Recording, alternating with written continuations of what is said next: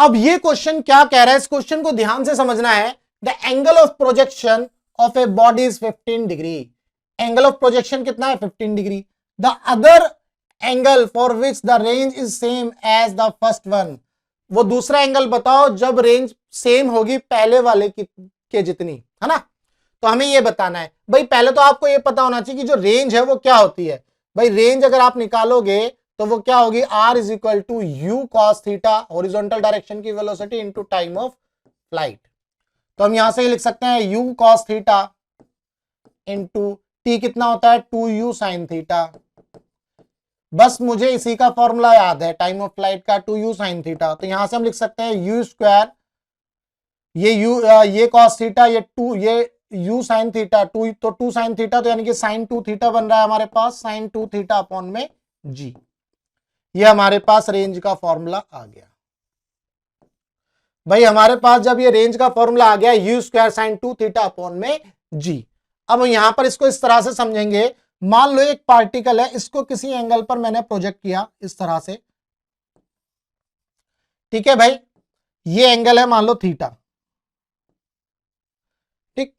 अब यहां पर ये एंगल आ गया थीटा, मान लो इसको थीटा 1 ले लेते हैं, थीटा 1 इजकल टू थीटा, ऐसे कर लेते हैं, थीटा 1 इजकल टू थीटा। तो यहां से रेंज निकालेंगे हम इसके लिए, sine R square is equal to U square sine 2 theta 1 upon में जी। तो हमारी रेंज यही आएगी, U square sine 2 theta upon में जी। क्लियर है भाई? थीटा 1 की जगह हमने क्या रख दिया? थीटा, है ना। Theta 1 is equal to theta के इक्वल है। अब हम दूसरा केस लेते हैं, दूसरा केस पकड़ते हैं। दूसरा केस कैसे पकड़ेंगे?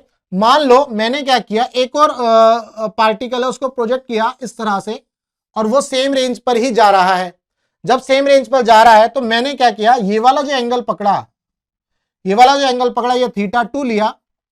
ये एंगल कितना लिया? थीटा 2 हॉरिजॉन्टल से। और ये जो थीटा 2 इस तरह से लिया है कि भैया ये 90 डिग्री माइनस थीटा 1 लिया है। भैया ये 90 डिग्री माइनस थीटा 1 लिया है।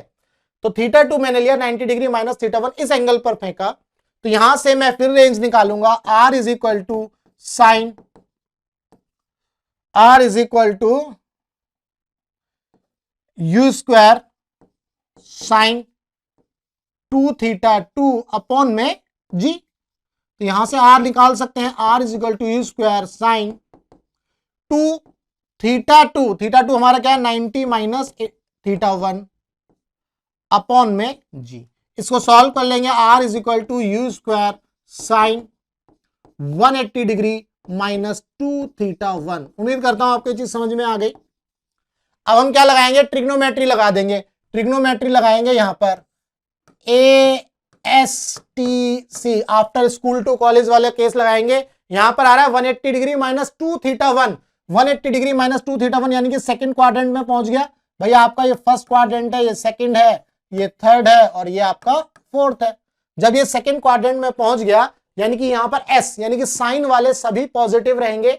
एक तो ये चीज याद रखनी है। दूसरा, 90 का मल्टीपल अगर ओड है तो साइन चेंज हो जाएगा कॉस में, कॉस चेंज हो जाता है साइन में। अगर 90 का मल्टीपल इवन है तो कोई चेंज नहीं होता, नो चेंज।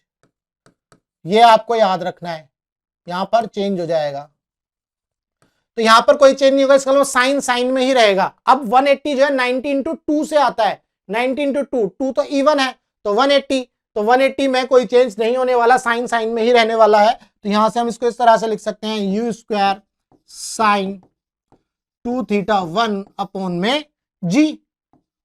अब थीटा 1 हमारा थीटा था तो you square sine 2 theta upon में जी। तो इसका मतलब ये वाली रेंज और ये रेंज दोनों क्या है? सेम है, दोनों रेंज सेम है। तो यानी कि जब एक एंगल आप थीटा लोगे तो दूसरा एंगल 90 माइनस थीटा 1 होना चाहिए। अगर आपने एक एंगल थीटा लिया तो दूसरा एंगल कितना हो जाए? 90 माइनस थीटा। तो इसका मतलब अगर एक एंगल आपका थीटा 1 मान लो थीटा है तो दूसरा एंगल थीटा 2 कितना होना चाहिए? 90 माइनस थीटा, ये होना चाहिए। या आप इसको अदर वे, दूसरे तरीके से आप इसको ये समझ सकते हो, इन दोनों एंगल का जो सम होना चाहिए वो 90 होना चाहिए। भाई आप इन दोनों का ऐड कर लो, थीटा थीटा कैंसिल तो 90 आ गया। दोनों एंगल का सम क्या होना चाहिए? 90। आप इस तरह से भी समझ सकते हो।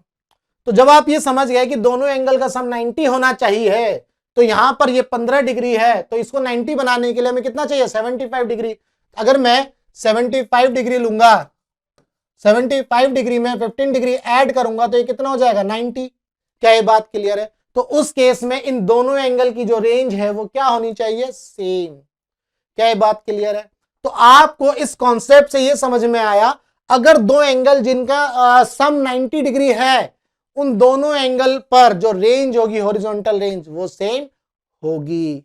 अगर आपको ये कॉन्सेप्ट अच्छे से समझ में आ गया तो भैया वीडियो को लाइक कर दो और चैनल को सब्सक्राइब कर दो।